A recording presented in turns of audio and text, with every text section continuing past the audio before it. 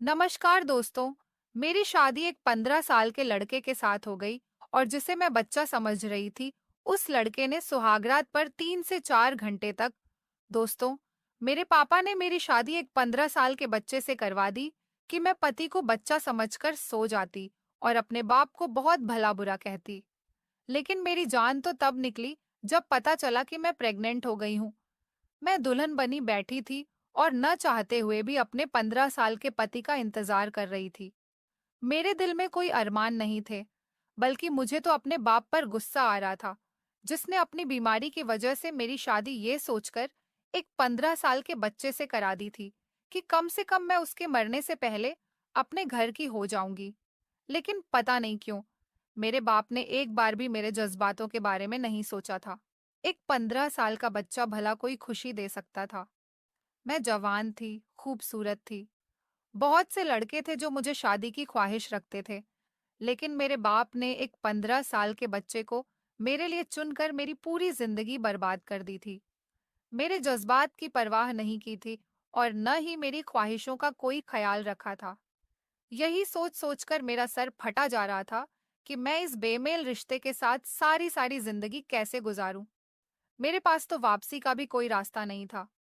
पापा मुझे विदा करके बिंदास हो गए थे, लेकिन मुझे एक ऐसी जलती हुई आग में झोंक दिया था जिसमें शायद मैं सारी जिंदगी झुलसने वाली थी। मेरी उमंग को ये रात आंसुओं की नजर आ रही थी और मैं हताश होकर बिस्तर पर बैठी हुई थी। मैं अपने ही सोच में गुम थी कि कमरे का दरवाजा खुला। मुझे लगा था कि मेरा पति आया होगा, लेकिन एक 17 या 18 साल की लड़की मेरे पास चलकर आई। मैं अपने ससुराल में किसी को भी नहीं जानती थी, इसलिए इस बात से भी अनजान थी कि यह लड़की कौन है। उसकी नजरें मेरे वजूद पर टिकी हुई थीं। वो मेरे सामने ही बैठ गई और मेरे हाथों को अपने हाथों में थामकर कहने लगी कि तुम बड़ी खूबसूरत हो प्रीति। तुम्हारे हाथ कितने कोमल और नाजुक हैं। तुम्हें तो कोई शहजादा मिल सकता था, लेकिन तुम्हारे बाप ने तुम्हें मेरे 15 साल के भाई के साथ विदा करके तुम पर बड़ा जुल्म किया है। उस लड़की की बातें सुनकर मुझे अंदाजा हो गया था कि वह मेरी ननद थी। उसके हर अंदाज में मेरे लिए मोहब्बत थी। उसकी बातों ने मेरी आंखों को रोशनी नम कर दिए थे और मैंने बिना कुछ कहे चंद आंसू बहाकर बेचारी बन गई थी। उस लड़की ने मेरे आंसू पोंछे और कहने लगी कि रोने की बात नहीं है, मैं तुम्हारे साथ हूँ। मेरा भाई भी बड़ा नहीं है, वो भी तुम्हारा ख्याल रखेगा। बस, वो अभी बच्चा है और मेरे बाप ने तुम्हारे पापा की दोस्ती की खातिर तुम दोनों को इस रिश्ते में बांध दिया है। तुम कुछ वक्त इसके साथ इस रिश्ते को निभा लो, फिर हम कोई और तरकीब करेंगे और मैं तुम्हें इस बेजोड़ रिश्ते से आजादी दिलवा दूंगी। उस लड़की की बातें सुनकर मुझे कुछ उम्मीद मिल गई थी। मैं सोच रही थी कि मैं तन्हा नहीं हूँ। वाकई अगर मुझे इस रिश्ते से आजादी मिल जाती है, तो मैं अपनी मर्जी से अपनी जिंदगी गुजार सकती थी। मुझे अपने बाप से कोई उम्मीद नहीं थी। मैंने यह सोच लिया था कि मैं पलटकर उनकी तरफ नहीं देखूंगी। वो मुझे तसल्ली देकर कमरे से निकली तो एक 15 साल का बच्चा कमरे में आ गया और एक ही नजर में मैं जान गई कि यह मेरा पति है। मैं उसे देखकर हक्का बक्का रह गई थी। अगर मेरा कोई भाई होता तो शायद बिल्कुल उसके जैसा ही होता। मेरी इस हरकत पर उसने मुस्कुराकर मेरी तरफ देखा और कहने लगा कि प्रीति, आप तो ऐसे डर रही हैं जैसे मैं आपको खा ही जाऊंगा। आप मेरी पत्नी हैं। क्या आपको मालूम नहीं है कि एक 15 साल के बच्चे के मुंह से अपने लिए बीवी का लफ्ज सुनकर मेरे दिल में एक अजीब सी लहर दौड़ गई थी। लेकिन मैं खामोश हो गई थी और फिर मैंने कहा कि मैं बहुत ज्यादा थक गई हूँ और कपड़े चेंज करके सोना चाहती हूँ। उसने कोई ऐतराज नहीं किया और मैं जल्दी से ही बाथरूम में घुस गई। मुझे यूं ही शावर के नीचे खड़े काफी समय गुजर गया था और फिर अचानक ऐसा लगा जैसे किसी की नजरें मेरे वजूद पर जमी हो। मैंने घबरा कर इधर उधर देखा, लेकिन यह अजीब बात थी और इसमें कोई ऐसी खिड़की नहीं थी कि कोई बाहर से मुझे इस बाथरूम में देख सकता था। तो क्या कमरे से कोई मुझे बाथरूम में झांक रहा था? लेकिन कौन कमरे में था? मैं बहुत ज्यादा परेशान हो गई। मैंने जल्दी से बाथरूम से बाहर निकली तो मेरा पति अजय बिस्तर पर गहरी नींद में सोया हुआ था। उसे सोता देखकर मुझे यकीन हो गया था कि यह वहां पर नहीं था। अगर अजय सो रहा था, तो भला मुझे कौन बाथरूम में झांक रहा था?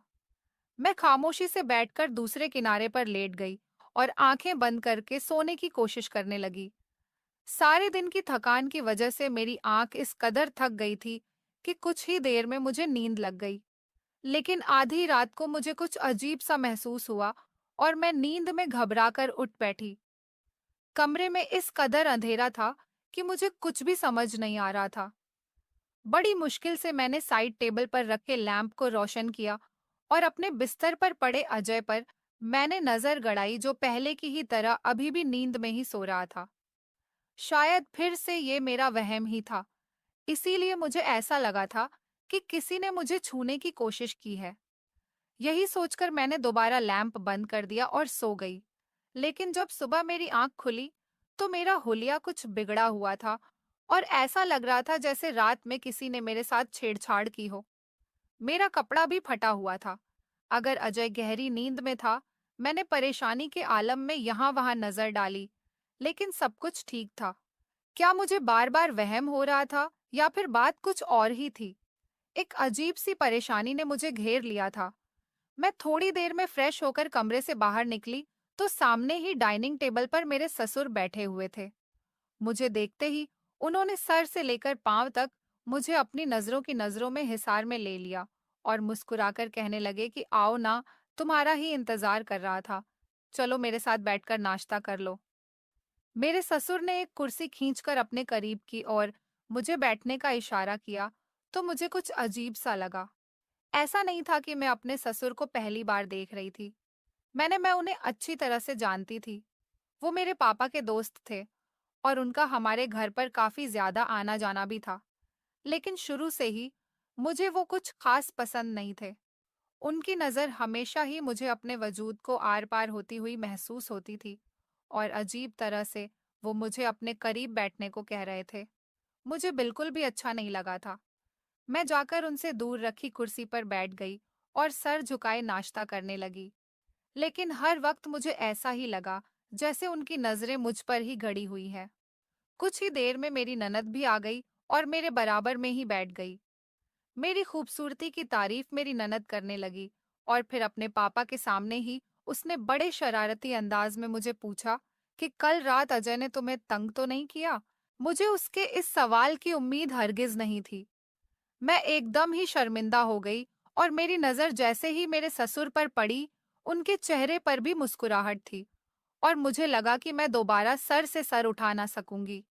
वह कहने लगी कि मेरा भाई बहुत शरारती है और वो रात को इतनी आसानी से सोता भी नहीं है। मैं उसे बहुत ज्यादा कहानी सुनाती हूँ, तब जाकर उसे नींद आती है। इसलिए पूछ रही थी कि कहीं कल उसने तुम्हें तो तंग नहीं किया ना?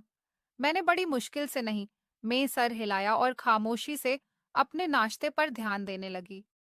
मेरा बस चलता तो मैं इस मंजर से कहीं गायब हो जाती। हमने बाद में नाश्ता करके वहां से सभी लोग चले गए थे। तब जाकर मेरी जान में जान आई थी।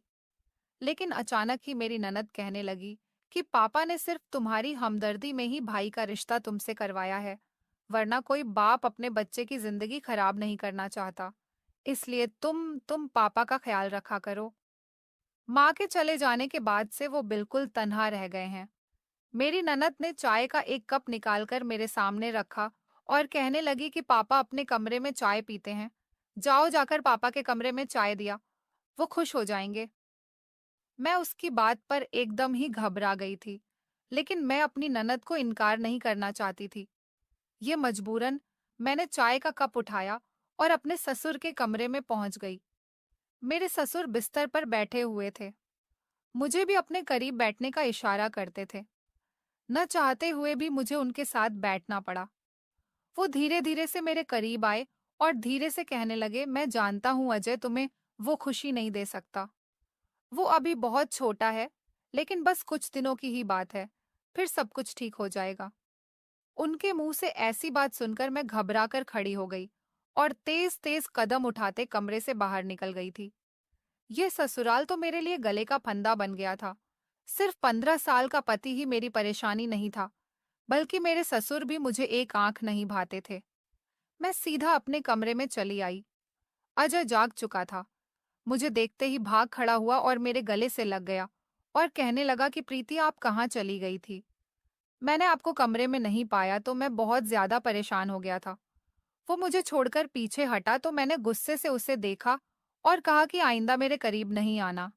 मुझे ऐसे करना अच्छा नहीं लगता। मेरी बात पर उसके चेहरे का रंग बदल गया और इससे पहले वो मुझे कुछ कहता, मेरी ननद कमरे में चली आई और अजय पर गुस्सा करने लगी कि क्यों इतनी देर से उठा है। उसके इम्तिहान करीब है, उसे पढ़ाई पर ध्यान देना चाहिए। वो डांटती हुई अजय को अपने साथ ले गई। मेरा सर दिन भर सोचों की फिक्र में ही गुजर गया था। मेरी भूख प्यास उजड़ चुकी थी। रात के वक्त मेरी ननद दूध का गिलास उठाकर मेरे कमरे में चली आई और कहने लगी कि भाभी, आपने सारा दिन कुछ खाया नहीं है।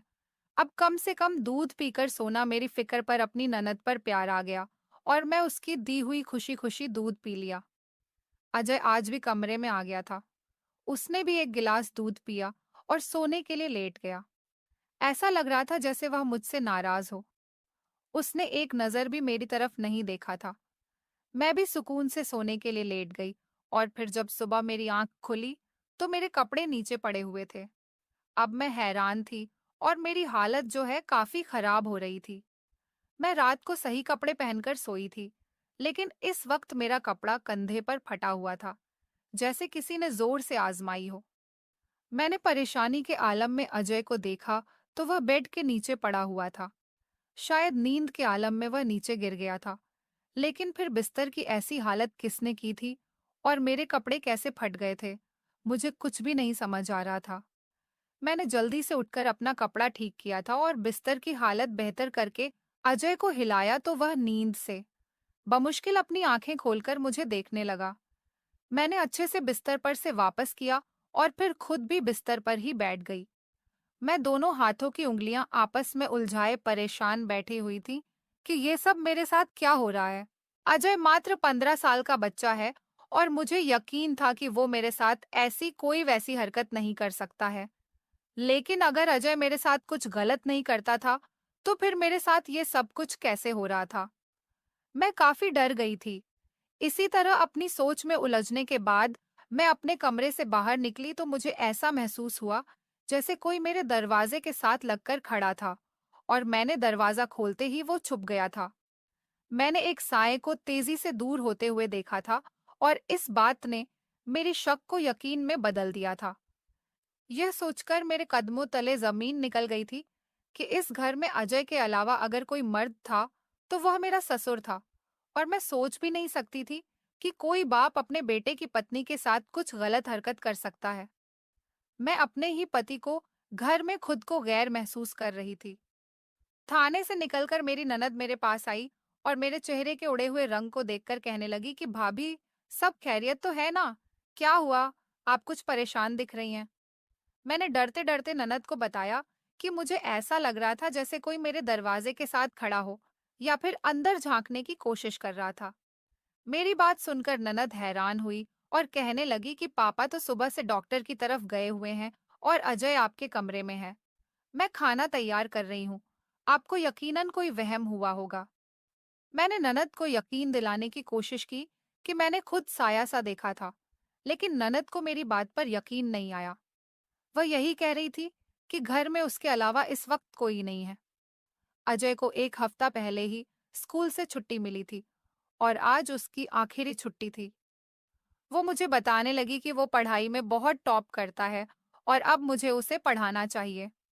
मैंने अपनी जिम्मेदारियां उठानी शुरू की और अजय को भी खुद पढ़ाने के लिए। मेरी ज्यादातर यही कोशिश होती थी कि मैं अपने कमरे में रहूं और अपने ससुर के साथ बातचीत नहीं करूं। पता नहीं क्यों मुझे उनसे खौफ महसूस होता था। दिन तेजी से गुजरते चले जा रहे थे। अजय के साथ मेरी काफी अच्छी दोस्ती भी हो गई थी। वह मेरे करीब था तो मुझे घबराहट बेचैनी नहीं होती थी, बल्कि मैं मोहब्बत से उसके साथ थी। 1 माह का बच्चा था और यही सोचकर मैं उसका ख्याल रखती थी। शादी के बाद चंद दिन ही मुझे कुछ गलत होने के एहसास हुए थे, लेकिन अब ऐसा कुछ भी नहीं था और इसीलिए मैं बिल्कुल सुकून होकर अपनी जिंदगी गुजार रही थी। ननद से मेरी काफी अच्छी दोस्ती हो गई थी। वो वाकई बहुत अच्छी और मोहब्बत करने वाली लड़की थी। उसने मेरा बहुत ख्याल रखा था और दिल चोरी करने में उसने कोई कसर नहीं छोड़ी थी। दूसरी तरफ अजय आम बच्चों जैसा नहीं था, बल्कि वो मुझे अपनी उम्र से बड़ा और जिम्मेदार मालूम होता था। मेरी शादी को दूसरा महीना था। मेरी तबीयत कुछ खराब सी रहने लगी थी और हर वक्त चक्कर महसूस होते। बावर्ची खाने में जाती तो चीजों की खुशबू से जी मिचलाने लगता था। खाना देखकर तबीयत खराब होने लगती थी। शुरू शुरू में मुझे लगा कि शायद यह सब कुछ कमजोरी और गर्मी की वजह से है, लेकिन फिर हर गुजरते दिन के साथ मेरी तबीयत खराब होती चली गई और जब ननद ने मेरी तबीयत ज्यादा खराब देखी, तो जबरदस्ती मेरा हाथ पकड़कर मुझे अपने साथ डॉक्टर के पास ले गई। डॉक्टर ने काफी सारे सवालात करने के बाद अल्ट्रासाउंड करने के लिए भेजा और फिर जब अल्ट्रासाउंड की रिपोर्ट आई तो मेरे सर पर आसमान गिर पड़ा, क्योंकि मैं प्रेग्नेंट हो चुकी थी और ये बात मेरे लिए नाकाबिले यकीन था। मेरा पति एक 15 साल का बच्चा था जिसके साथ मेरा कोई रिश्ता नहीं था, तो फिर मैं प्रेग्नेंट कैसे हो सकती थी? मैंने डॉक्टर से कहा कि यकीनन आपको कोई गलतफहमी हुई है। मेरी बात पर डॉक्टर मुस्कुराई और कहने लगी कि आपकी नई नई शादी है, इसलिए ये खबर सुनकर आप थोड़ी परेशान हो गई हैं। लेकिन परेशानी की कोई बात नहीं है। प्रेग्नेंट होना कोई बीमारी तो नहीं है, उल्टा ये तो खुशी की बात है। आप तो भगवान का धन्यवाद करें। ये शादी के दूसरे महीने में आपकी झोली भर गई है, वरना लोग तो सालों साल मन्नतें मांगते हैं और फिर भी औलाद जैसी खुशी से दूर रहते हैं। डॉक्टर ने कुछ दवाई लेकर मेरे हाथ में दे दिया था। मैं तो हैरान परेशान सी ननद के साथ बाहर निकल आई। उसके चेहरे की हैवानियत हुई थी और वो जुबान को ताला लगा था। मेरी आंखों में आंसू बह रहे थे। मैंने गुस्से से ननद से कहा कि ये सब कुछ क्या हो गया है? मेरे और अजय के दरमियान तो ऐसा कुछ भी नहीं है।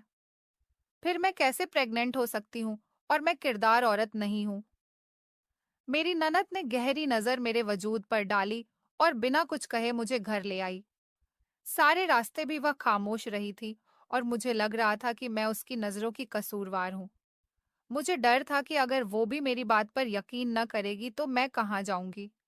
अपने ससुर से मुझे हर किस्म की कोई उम्मीद नहीं थी। कहीं यह बच्चा मेरे ससुर का ही तो नहीं था?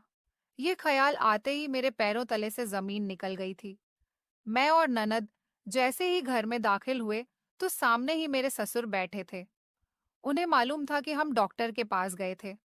मुझे देखते ही उन्होंने फौरन मेरी तबीयत के बारे में पूछा, तो मेरी आंखों से आंसू गिरने लगे और ननद भी सर पकड़कर बैठ गई और उसने अपने बाप को मेरे प्रेग्नेंट होने की खबर सुना डाली और मुझे लगा कि मैं शर्म से जमीन में गड़ जाऊंगी। अगर यह बच्चा उनका था, तो तब भी मैं किसी को मुंह दिखाने के लायक नहीं रहूंगी। अजय वहीं बैठा पढ़ाई कर रहा था ये खबर सुनकर। उसने भी मुझे फटी फटी आंखों से देखना शुरू कर दिया था। वह बच्चा जरूर था, लेकिन इतना भी छोटा नहीं था कि उसे प्रेग्नेंट होने का मतलब ना समझो। ये खबर सुनते ही मेरे ससुर गुस्से में उठ खड़े हुए और नफरत से मेरी तरफ देखते हुए कहने लगे कि मैं तो तुम्हें एक बहुत नेक और शरीफ समझकर अपने घर की बहू बनाकर लाया था।